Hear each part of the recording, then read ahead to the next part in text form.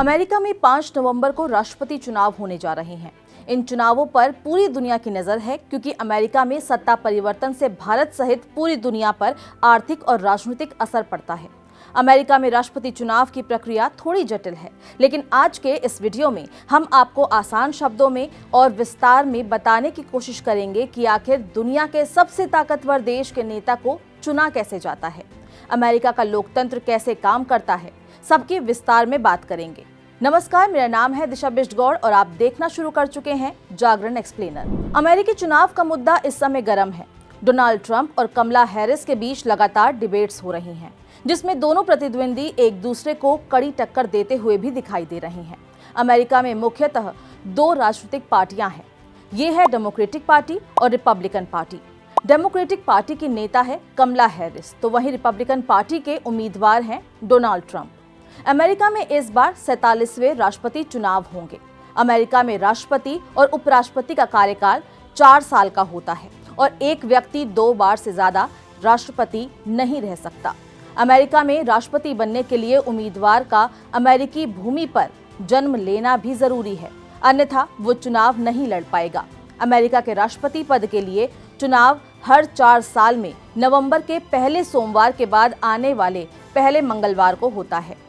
इस बार राष्ट्रपति चुनाव 5 नवंबर 2024 को होगा। अमेरिका के राष्ट्रपति चुनाव से 1 साल पहले ही इसकी प्रक्रिया शुरू हो जाती है। अमेरिका में 2 मुख्य राजनीतिक दल, डेमोक्रेट्स और रिपब्लिकन, जिनमें उम्मीदवार ही चुनावी अभियान की शुरुआत करते हैं।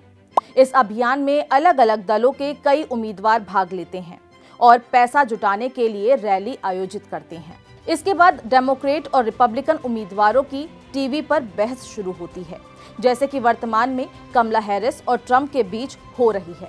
बहस के दौरान प्रत्येक उम्मीदवार अपनी नीतियों और अन्य मुद्दों पर अपना बचाव करता है। अमेरिका में राष्ट्रपति चुनाव के लिए कई चरण होते हैं। सबसे पहले प्राइमरी और कॉकस, 2 ऐसे चरण हैं जिससे लोग राज्य और राजनीतिक दलों को राष्ट्रपति पद के उम्मीदवार चुनने में मदद करते हैं। इन दोनों का अपना अपना महत्व है। प्राइमरी चरण में राष्ट्रपति चुनाव से पहले 6 से 9 महीने के अंदर लोग अपने उम्मीदवार को चुनते हैं। इसमें अलग अलग पार्टी के विभिन्न प्रतिनिधियों में से सबसे अच्छे उम्मीदवार के लिए वोट किया जाता है, जो आम चुनाव में पार्टी का प्रतिनिधित्व करेगा। अधिकांश राज्य प्राइमरी चुनाव आयोजित करते हैं। प्राइमरी मतदाता गुप्त वोटिंग करके अपने पसंदीदा उम्मीदवार का चयन करते हैं। इसमें अमेरिका के आयोवा, न्यू हैम्पशायर, नेवादा और साउथ कैरोलिना के नतीजों पर सबसे ज्यादा फोकस होता है। इन क्षेत्रों के नतीजे आमतौर पर ये निर्धारित करते हैं कि प्रत्येक पार्टी के लिए अंतिम राष्ट्रपति पद का उम्मीदवार कौन होगा। वहीं कॉकस चरण में, जिसमें पार्टी सदस्य चर्चा के बाद वोटिंग करते हैं और सर्वश्रेष्ठ उम्मीदवार का चयन करते हैं और डेमोक्रेट्स और रिपब्लिकन के अलग अलग उम्मीदवार चुने जाते हैं। इसके बाद अगला चरण नेशनल कन्वेंशन होता है। राष्ट्रपति पद का उम्मीदवार बनने के लिए प्रतिनिधियों का बहुमत पाना होता है। प्रत्येक पार्टी राष्ट्रपति पद का अंतिम उम्मीदवार चुनने के लिए नेशनल कन्वेंशन यानी कि राष्ट्रीय सम्मेलन का आयोजित करती है। इस चरण में प्राइमरी और कॉकस के दौरान चुने गए प्रतिनिधि अपने पसंदीदा उम्मीदवारों का समर्थन करते हैं। सम्मेलनों के अंत में प्रत्येक पार्टी से अंतिम राष्ट्रपति पद के उम्मीदवार का ऐलान होता है। अगर प्राइमरी और कॉकस के दौरान किसी उम्मीदवार को बहुमत नहीं मिलता है तो नेशनल कन्वेंशन प्रतिनिधि उम्मीदवार का चयन करते हैं। इस नेशनल कन्वेंशन में राष्ट्रपति पद का उम्मीदवार अपने लिए एक उपराष्ट्रपति पद का उम्मीदवार चुनता है, जो कि उपराष्ट्रपति पद का उम्मीदवार होता है। इसके बाद राष्ट्रपति पद के उम्मीदवार लोगों का समर्थन जीतने के लिए पूरे देश में प्रचार करते हैं। इसके बाद अगले चरण में राष्ट्रपति पद के लिए आम चुनाव होता है। आम चुनावों में अमेरिका के हर राज्य के लोग राष्ट्रपति और उपराष्ट्रपति के लिए वोट करते हैं। उम्मीदवारों के नाम वोटिंग मशीन पर छापे जाते हैं। दूसरी ओर छोटे राजनीतिक दलों और निर्दलीयों के पास राष्ट्रीय सम्मेलन की छूट नहीं होती, लेकिन वे पात्रता आवश्यकताओं को पूरा करने के बाद चुनाव में खड़े हो सकते हैं।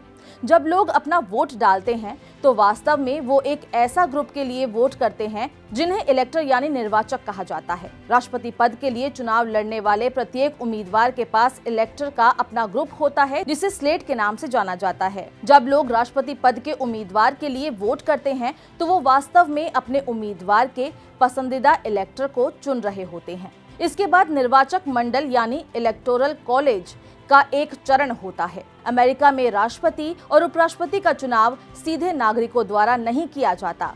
इसके बजाय दोनों को इलेक्टोरल कॉलेज नामक प्रक्रिया से चुना जाता है। इलेक्टोरल कॉलेज वो प्रक्रिया है जिसमें प्रत्येक राज्य के निर्वाचक या प्रतिनिधि ये निर्धारित करते हैं कि राष्ट्रपति कौन होगा। प्रत्येक राज्य को उसकी जनसंख्या के आकार के आधार पर निर्वाचकों की संख्या दी जाती है।